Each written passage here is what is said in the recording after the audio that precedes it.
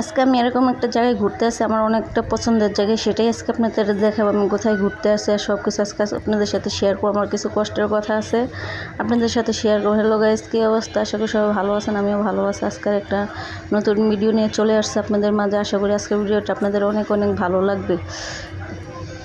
আমি হাঁটতে হাঁটতে ক্যামেরা ভিডিও করছি, তো সেই জন্য আমার একটু ক্যামেরার ভিডিওটা কাঁপাকাঁপি করতেছে। আর আমি ভিডিওর প্রথমে বলে দিই আপনাদের কাছে, আমি আগেই বলি সবসময় যে আমি কথা বলার সময় একটু নার্ভাস হয়ে যায়, কথা গুছিয়ে বলতে পারি না। অবশ্যই আপনারা ক্ষমা দৃষ্টিতে দেখবেন, আমার ভিডিওটা আপনারা মনোযোগ দিয়ে দেখবেন।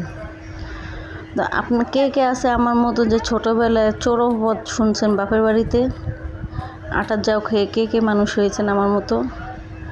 আচ্ছা, আমি জানি না কেন আমার জীবনটা এরকম হয়েছে, কেন আমি সবার কাছে অবহেলা পাই।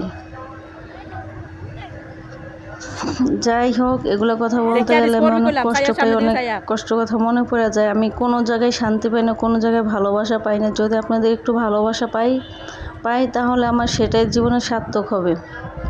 আমি ছোটোবেলা যখন জন্ম নিয়েছি আমি শুনছি আমাকে নাকি আটার যাও খাইয়ে মানুষ করেছে, তখন নাকি আমাদের খুব অভাব। আমার আরও ভাই বোন আছে, তাদেরকে ঠিকই দুধ খাওয়াই মানুষ করছে, কিন্তু আমি যখন জন্ম নিয়েছি তখন থেকে আমার কপালটা এত খারাপ, এত পোড়া, যা বলার বাহিরে। বাপের বাড়িও শান্তি পেলাম না, স্বামীর বাসায় এসেও শান্তি পাই নাই, বা স্বামীর যে একটু সহযোগিতা পাবো, তার হাতটা যে আমি ধরে সামনের দিকে চলবো, সেই সহযোগিতাটা আমি পাই না।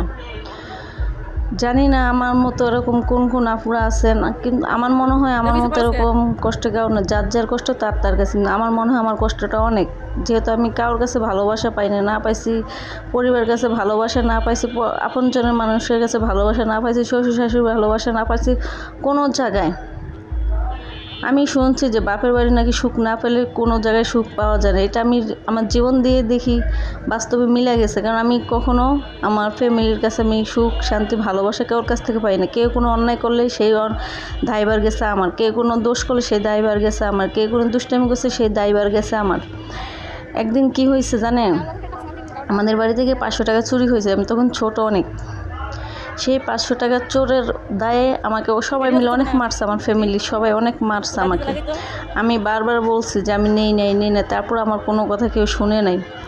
বিশ্বাস করেন, আমি এখনও কোরআন শরীফ ক্রিয়া করতে পারবো, আমি 500 টাকা নেই নাই। এখন আমি বড় হয়ে বলি আমার মা এখন আর কিছু বলে না, কিন্তু যার কাছ থেকে নিছি তারে বলি না কখনো। সে আমার বোন, 500 টাকার জন্য আজকে আমার অনেক চোর অপবাদ শুনতে হয়েছে, সবার কাছে ছোটো হয়ে থাকতেছে। আমি ছোটোবেলা থেকে সবার কাছে অবহেলিত।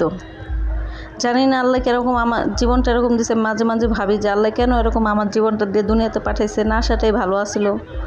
মানুষ তো সব কিছু যার নাই, সেই কষ্টটা শুধু আলাদা সাবজেক্ট, কিন্তু আমার সব কিছু থাকে কেন আমি এরকম মানুষের কাছে অবহেলা পাবো?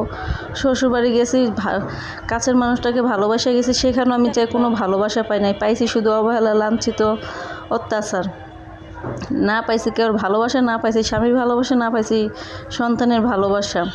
স্বামীর হাতটা ধরে চলতে চাইছি, সেটাও আমি পারি না, কারণ আমার আল্লাহ ছাড়া আমাকে ভালোবাসার মতো দুনিয়াতে কেউ নেই আমি মনে করি। আমি জানি না কিভাবে কি বলতে হয়, আমি এগুলো গুছিয়ে কথা বলতে পারি না। আমার কষ্টের কথা মনে পড়লে ভাই আপনারা শুনলে কাঁদবেন। যদি আমার কষ্টের কথা শুনতে চান অবশ্যই আমাকে বলবেন। তো এই যে ভিডিওগুলো করতেছে, এগুলো আমি কি বলবো, এগুলো বলার ভাষা নাই। বলতে গেলে আমার কষ্টের কথাগুলোই মনে পড়ে যায়। এই যে এত সুন্দর দৃশ্য আপনাদের সাথে শেয়ার করতেছি, কিন্তু আমার জীবনটা এরকম সুন্দর না। পরবর্তী ভিডিও দেওয়ার জন্য